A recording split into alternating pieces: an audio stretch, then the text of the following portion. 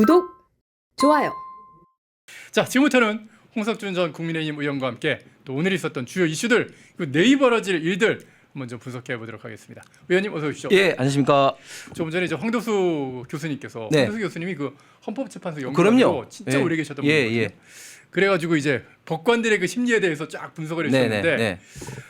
저는 그래도 불안합니다. 네. 도대체 내일 어떻게 될지. 예. 예, 지금 워낙 그 예측치 못하는 어떤 예, 판결들이 많이 나와서 사실은 사업의 신뢰와 예측 가능성이 사실 참 무너졌죠. 예. 2023년도 유창훈 판사부터 시작해서 또 예. 이번에 공직선거법 이제 항소심 어떤 판결이라든지 최근에 헌법재판소 판결이라든지 생각하기에도 참 도저히 납득할 수 없는 그런 판결이 쏟아졌기 때문에 일반 국민들은 이 관련해서 이야기를 하면 희망회로 돌리지 말라고 많이 이야기하시는데 예. 그럼에도 불구하고 저는 조금 긍정적으로 보는 것이 이제 몇 가지가 있습니다. 첫 번째는 제가 지난번에도 말씀드렸습니다. 백현동 문제는 저도 처음부터 많이 너무 잘 아시지 않습니까? 관계됐기 때문에 그 조금 전에 우리 한 교수님 말씀하신 이제 대장동 관련된 김문기 처장을 모른다. 이것도 사실은 말이 안 되죠. 왜냐하면 예. 김문기 처장 같은 경우 이재명 시장이 아니라 이재명 변호사로 처장됐을 정도로 굉장히 두 사람이 이제 안지가 오래되고 예. 또 대장동이라는 정말 본인이 당군 일의 최대 취직 사업이라고 일만 자랑했던 그 가장 핵심적인 어떤 실무자고 호주에 갔다고 이러는데 모른다. 이것도 말도 안 되지만 예. 그런 특히 백현동 관련해서는 이미 이 백현동 관련된 가장 중요한 관계자인 김인섭 예. 아시아 디벨로프 본부장 예. 성남시 허가방이라고 불렸고 또 지금 그 이재명 대표 2006년 선대본부장 역할을 해서 정말 엄청나게 가까운 김인섭 본부장 이미 작년 11월 달에 관련해서 5년 형 5년 최종형을 받았습니다. 수감돼 있습니다. 예, 받았습니다. 자, 그러면 결론은 뭐냐?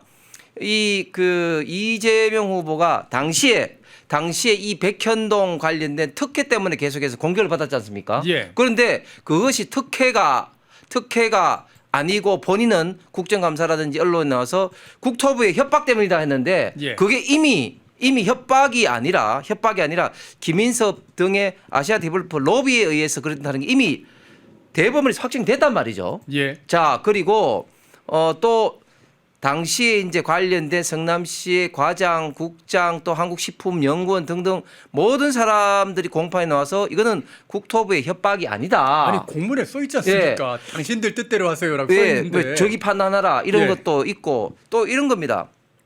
이 특혜를 받은 게 크게 세 가지 이슈인데 하나는 이제 용적률 4단계 향상한 거. 그다음에 또 두 번째는 원래 대장동처럼 성남 도계공도 같이 참여를 하기로 되는데 빠진 거. 예. 그다음에 처음에 허가를 할 때 임대로 한 것을 이제 완전히 다 이제 분양으로 바꾼 거. 이 세 가지 때문에 3,200억 이상이란 전문학적인 수익을 아시아 디벨로퍼 받게 됐는데 예. 이런 것들이 결국은 국토부의 협박. 그러니까 국토부 관련된 거는 이제 용적률 정도인데 나머지 부분은 아무런 국토부하고도 관계가 없단 말이죠. 예. 이런 것들이 결국 이제 로비에서 입증됐기 때문에 저는 대법원이 조금만이라도 생각하면은 이거는 유죄로 할 수밖에 없다. 저는 그게 걱정이 돼요. 아니 이걸 만약에 유죄로 만들면은 앞으로 공직선거법상의 허위사실 유포죄는 도대체 뭘 처벌할 수 그렇죠. 있을지. 뭐 도저히 처벌할 수가 없죠. 그러면 자기 마음대로 이건 제 의견입니다 하면서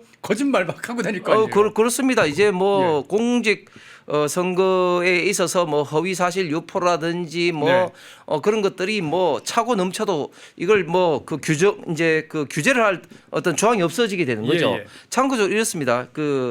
21대 그 의원들 중에서 공직선거법 허위사실 공표로 이제 최종적으로 이제 당선 무효된 사람 중에 민주당의 안성을 지역구로 두고 있는 이규민 의원이 있었습니다. 예. 이규민 의원 같은 경우는 자기가 이제 어떤 자랑을 했냐면은 내가 이륜차를 고속도로에 진입하도록 허용하는 법안을 발의했다고 자기 이제 의정 보고서에 실었어요. 예. 그런데 그게 이제 알고 보니까 고속도로가 아니라 자동차 전용 도로였습니다. 그러니까 사실은 그게 별 차이가 없을 수도 있는데 일반인들이 생각할 때는 그것 때문에 최종적으로 대법원에서 300만 원 벌금으로 당선 무효됐습니다. 아니, 그 정도도 당선 무효가 나오나요? 그렇습니다. 그러면 굉장히 엄하네. 거기에 비해서는 지금 이재명 지금 후보의 이런 허위사실 공표는 대장동 특히 또 백현동 관련된 특혜를 본인이 준 것을 피하기 위해서 예. 허위사실 공표를 했는데 뭐 이것을 규제를 뭐 그 삼지 않고 처벌하지 않으면 네. 뭐 정말 공직선거법에 허위사실 공표라는 어떤 조항이 있을 필요가 없는 거죠. 아예 그냥 차라리 공직선거법상의 허위사실 공표를 없애는 게 더 나을 것 예, 같다. 그렇습니다. 그런 생각도 좀 듭니다. 그리고 오늘 대법원에서 이 촬영을 허가를 했지 않습니까? 네네네. 저는 이때까지 좀 큰 사건들을 보면 촬영을 허가했을 때는 유죄로 된 경우가 많더라고요. 예. 예를 들면 이번에 윤석열 대통령 헌법재판도 그렇죠. 또 박근혜 대통령 건도 그렇죠. 뭐 등등등 해서 법정에서 큰 사건 같은 경우 촬영 허가를 하는 경우에는 지금까지 대부분 유죄를 확정한 경우가 굉장히 많았다. 자, 그리고 상식적으로 생각했을 때 과연 조희대 그 법원장이 만약에 굳이 무죄를 하려면 이렇게 서두를 필요가 있나? 그냥 가만히 놔두면 시간 질질 끌면 될 거 아닙니까? 그냥 놔두고 이재명 대통령 된 다음에 이미 여론 언론들 다 장악하고 여론 다 평정된 다음에 그때 뭐 판결해도 법적으로 아무런 문제가 없거든요. 그리고 그때는 또 뭐 이재명 지금 현재 후보가 이야기했듯이 헌법 뭐 84조에서 뭐 재판이 되느니 마느니 뭐 이런 어떤 논쟁도 있을 텐데 뭐 그런 어떤 차원에서 이렇게 서두른 것 자체가 무죄를 뭐 줘가지고 결국은 이제 뭐 이재명 그 후보에게 뭐 면죄부를 주려고 했을까? 저는 도저히 그거는 상식적으로 납득이 안 가기 때문에 유죄가 돼서 파기가 될 가능성이 많고 그것이 파기 환송이냐 파기 자판이냐의 문제인데 저는 내일 하는 것은 만약에 파기 자판했을 때 파기 자판했을 때 예를 들면 5월 10일 등록 이후에 파기 자판을 하게 되면은 민주당이 대선 후보를 추천하지도 못하지 않습니까? 그렇기 때문에 대선 후보를 추천하기 위한 뭐 어느 정도 일정 기간을 주기 위해서 5월 1일 내일 선거를 하는 것이 아닌가 하는 좀 긍정적인 생각도 가지게 됩니다. 그러니까 어떻게 보면 민주주의의 꽃이라고 하는 선거가 여야가 공평한 기회를 갖고 치러져야 되지 않겠습니까? 그러니까 국민의힘도 지금 사실 한덕수 대행과의 어떤 단일화 때문에 지금 뭐 최종적으로 지금 후보가 뭐 확정되지 여권에서 확정되지 않는 여권이 아니군요 이제 어쨌든 보수에서 확정되지 않은 그런 상황이고. 네. 그런데 이번에 만약에 이재명이 또 유죄를 받아서 후보를 교체해야 된다면 민주당도 후보 또 다시 또 해야 되는 거니까 그렇습니다. 완전히 선거를 리셋하고 국민 보고 이제 고르십시오. 국민이 어차피 주권자시니까 국민께서 선택하시면 됩니다. 그런 기회를 드린 거라고 볼 수도 있겠네요.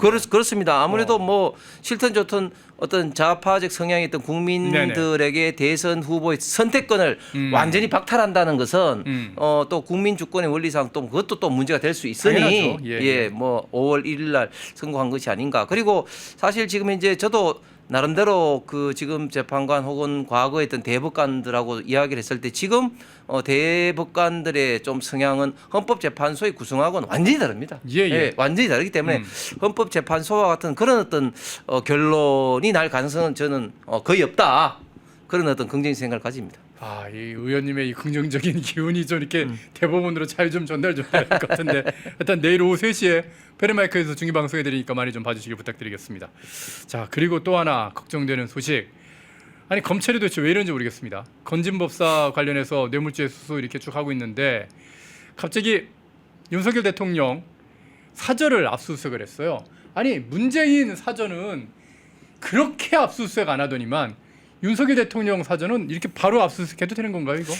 정말 우리 지금 대한민국의 그 법치주의가 굉장히 훼손되고 있고 참 우려스럽습니다. 물론 전직 대통령이라 할지라도 뭐 잘못이 있다면은 수사받고 재판 받아야 되죠. 그러나 법치주의에서 가장 중요한 두 가지 원칙이 뭡니까? 일단 첫 번째는 법 앞에 평등해야 되는 것이고 또한 두 번째는 예측 가능성이 있어야 됩니다. 일단 좀 전에 앵커께서도 말씀하신 것처럼 전직 대통령 중에 문재인 전 대통령은 이미 관련된 혐의 내지는 벌써 기소가 된 예를 들면 그 전 사위 관련된 문제도 있고 여러 가지가 있지 않습니까? 그런다고 해가지고 지금 압수수색은 그냥 문재인 전 대통령이나 지금 김정숙 여사가 서면 조사조차도 받은 게 없습니다. 어허. 거기다가 예를 들면 또 노무현 전 대통령 같은 경우에 당시에 박연차 회장 등으로부터 뭐 60, 40만 불이다 그런 것들이 있는데 그럼에도 불구하고 압수수색 받은 적이 없습니다. 어허. 아니 심지어 지금 당군 일에 최대 어떻게 보면은 범죄 혐의점이 많은 이재명 후보 같은 경우에 예를 들면 어떤 지금 현재 12가지 혐의로 지금 5가지 종류의 재판을 받고 있음에도 불구하고 뭐 본인은 뭐 정치 검찰로부터 뭐 압박을 받고 있다, 탄압을 받고 있다 그렇게 이야기했지만 정작 본인의 집에 대해서는 압수수색을 하지 않았습니다. 그럼 경기도청은 압수했지만 자택은 아니죠. 그렇습니다. 아니 예를 들면 저는 버카의 문제만 하더라도 예. 아니 그게 일제 샴푸 등등등등 해서 얼마나 가서 일제 산출 있는지 확인해봐야죠. 자택에 압수수색할 어떤 명분이 됩니까? 그럼에도 불구하고 경찰 검사들이 이재명 후보에 대해서 압수수색을 하지 않았는데 이번 이 사건 같은 경우 예를 들면 건진법사가 통일교 뭐 전 간부로부터 그런 받은 것을 김건희 여사한테 줬느냐 뭐 이런 어떤 혐의점을 가지고 하는 것 같은데 아니 지금 예를 들면 아크로비스타 사저를 비운 지가 지금 도대체 얼마 됩니까? 제가 볼 때는 이런 것이 있을 리도 없는데 무슨 목적으로 이렇게 하는 건지 저는 수사보다는 이 망신 주기 위해서 그런 게 아닌가. 선거운동 같아요. 예, 참으로 그러니까 좀 걱정스럽습니다. 이게 어떻게 보면 이재명이나 민주당이 만들려고 하는 프레임 자체가 내란죄, 비리 뭐 이런 식으로 해서 윤석열 대통령과 김건희 여사를 갖다 아주 그냥 파렴치범을 만들어버리고 그리고 그 사람과 연결되어 있는 어떻게 보면 김문수 후보는 장관이었고 한덕수 대행은 뭐 총리였고 그러니까 이걸 다 싸잡아서 굉장히 좀 안 좋은 여론을 만들려고 이런 식으로 좀 검찰이 이재명과 민주당이 수족처럼 움직이는 건 아닌가 그런 생각도 해보거든요. 그렇습니다. 윤석열 대통령에 대해서 안 좋은 뉴스가 나오면 날수록 네. 결국은 국민의힘 혹은 우파 보수 어떤 후보가 피해를 입게 마련이죠. 그리고 지금 경찰 검찰들이 정말 뭐 피해 굶주린 사냥개처럼 지금 날뛰고 있는데 지금 마치 정권이 막히는 것을 전제로 해서 충성 경쟁을 하는 이런 어떤 지금 모양새를 띠고 있죠. 비단 이것뿐만 아니라 이미 예를 들면 김건희 여사 관련 같은 경우는 도이치모터스 관련돼서 이미 중앙지검이 무혐의 처분을 내렸는데 서울고검에서 수사 재개를 하고 있고 또 윤석열 대통령 관련된 또 뭐 공직선거법 같은 경우 또 수사를 지금 한다. 그리고 지금 뭐 마구잡이로 그냥 윤석열 대통령과 김건희 여사 관련된 조금의 어떤 혐의 내지는 좌파 어떤 단체들로부터 고발된 것에 대해서 융단 폭격 수사를 무자비하게 지금 하고 있다 이래 하는데 반대로 지금 이제 민주당은 어떻게 움직이고 있냐면 지금 문재인 전 대통령이 사회 문제로 인해서 지금 직접 뇌물죄 혐의로 기소됐지 않습니까? 그런데 이 기소를 한 검사들 지금 현재 또 이창수 지검장이 당시에 이제 전주 지검장으로 있었기 때문에 탄핵당했어요. 검사들을 지금 고발을 했습니다. 또 공수처에 또 고발을 했어요. 그러니까 이런 식으로 민주당에서는 굉장히 지금 이제 압박을 가하고 있다. 또 검찰에 대해서는 뭐 수사권을 빼고 뭐 공수처를 하겠다. 이런 식으로 또 기관에 대해서 직접 수사한 사람에 대해서 압박을 하고 있기 때문에 더더구나 지금 경찰 검찰들이 그런 민주당 이재명 후보에게 잘 보이기 위해서 이런 무리한 수사를 하고 있는 것이 아닌가 생각이 듭니다. 아, 참 이거 좀 빨리 어떻게 보면 보수파의 좋은 대통령이 빨리 뽑혀가지고 이 질서들 막 헝클어진 어떤 이 수사 체계, 사법 체계들 좀 바로 잡았으면 바람 가져봅니다. 그러기 위해서 오늘 저녁에 이제 벌어질 어떻게 보면은 김문수 후보와 한동훈 후보 간의 리벤지 매치라고 할까요? 이 토론회가 참 중요해 보이는데 오늘 밤 10시인데요. 1차 토론회 보셨죠? 1차 토론회에서는 거의 뭐 한동훈 후보가 마치 검사처럼 김문수 후보를 몰아붙이긴 했었는데 과연 2차는 어떻게 될 거라고 보세요? 한동훈 후보가 이런 말을 했죠. 그 김문수 후보 같은 경우 이재명 후보보다 더 전가가 많다. 뭐 그렇게 했는데 본인이 이제 오늘 그런 공격을 한 것에 대해서 특히 이제 이재명 후보의 어떤 자범적 성격의 전가와 민주화 운동을 한 김문수 후보에 대한 그런 전가를 비교해서 공격을 한 것을 굉장히 후회한다. 뭐 그런 어떤 이야기도 했습니다. 이번에는 1차 때의 어떤 그런 토론에서 어떤 상대방을 공격하는 뭐 그런 것보다는 그 지지자들과 당원들도 과연 누가 이재명 후보를 이길 수 있을 것이냐에 대한 어떤 초점을 두고 이제 볼 것이기 때문에 좀 더 저는 그건 좋네요. 정책적인 이슈를 가지고 특히 이재명 후보와 좀 이렇게 그 대조되는 그런 정책적인 이슈를 가지고 좀 치열한 어떤 논쟁을 벌이지 않을까 생각을 해봅니다. 예를 들면 지금 김문수 후보 같은 경우는 사실은 이재명 후보는 뭐 요란하게 뭐 자기가 뭐 대장동 했다고 처음에 떠들다가 지금 당군 일의 최대 치적이 당군이 최대 부패 스캔들로 됐는데 예.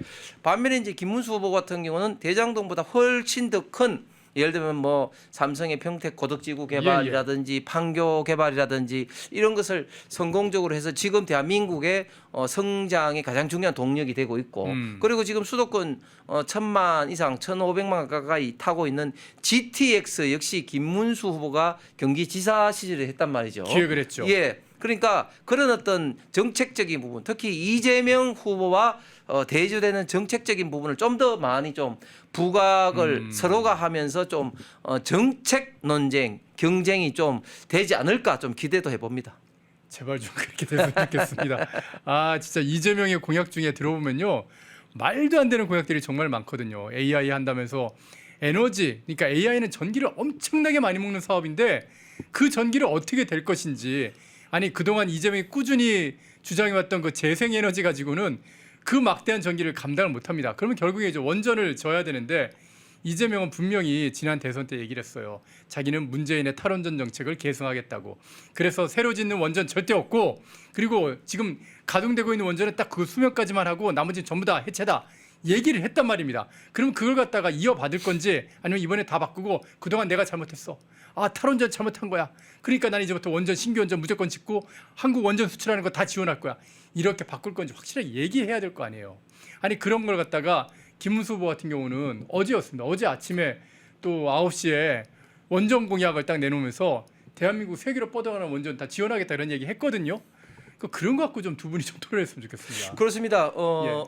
어제 저녁에 스페인과 포르투갈이 대규모 정전 때문에 국가가 마비되고 있습니다. 맞아요. 그 외신에 왔습니다. 예, 그런데 그것이 결국은 신재생 에너지의 어떤 개통 문제 때문이라고 지금 이제 밝혀지고 있는데, 원인이 그렇게 나오고 있습니까? 예, 그렇습니다. 왜냐하면 지금 스페인 같은 경우는 이제 원전이 있긴 있지만 굉장히 좀 비중이 작고.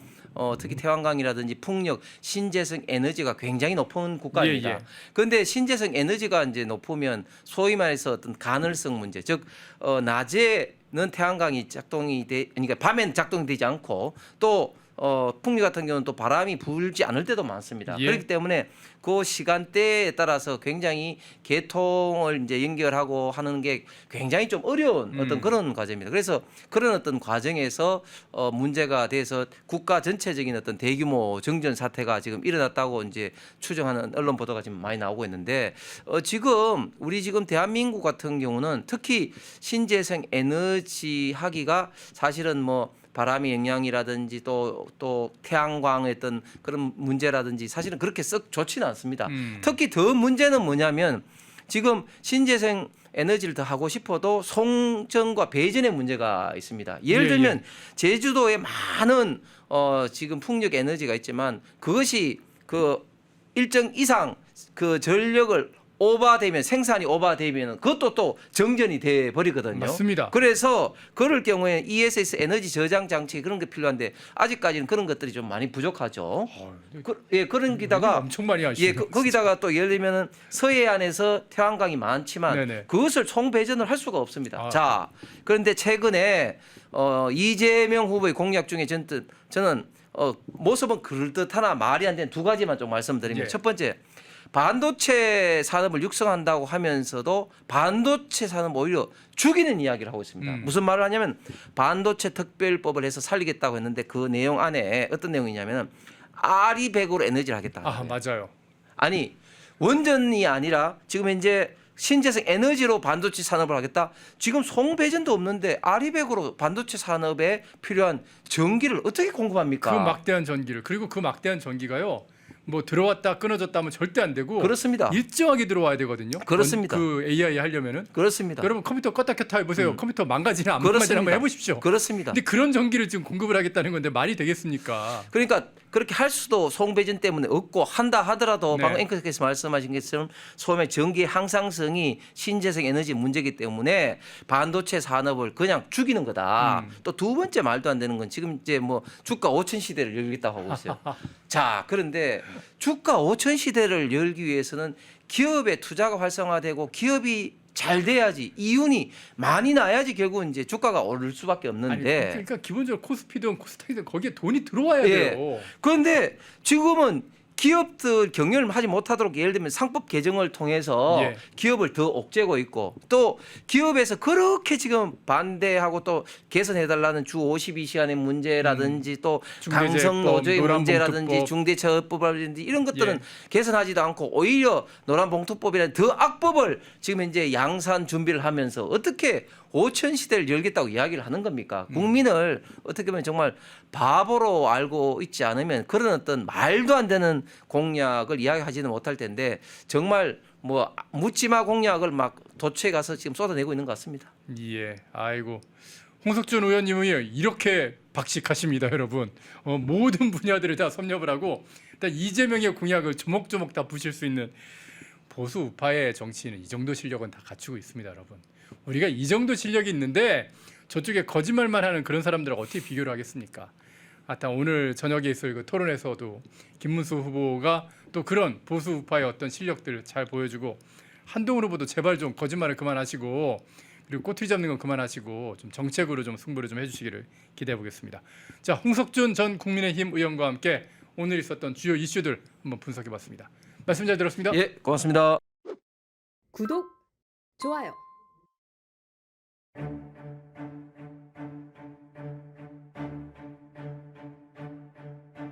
윤석열 박근혜 대통령 탄핵의 근원을 추적한 역작 반일 종족의 역사 내란. 우익 정권 탄핵 사태의 핵심은 좌익들의 역사 날조입니다. 저들의 역사 내란을 평정해야 대한민국이 살아납니다. 이영훈 교수와 반일 종족주의 저자들이 좌익들의 역사 날조의 실상을 낱낱이 파헤쳤습니다. 애국 시민 여러분, 이 책을 통해 역사 내란 세력의 실체를 깨닫고 대한민국을 구합시다. 반일 종족 척결운동에 나섭시다.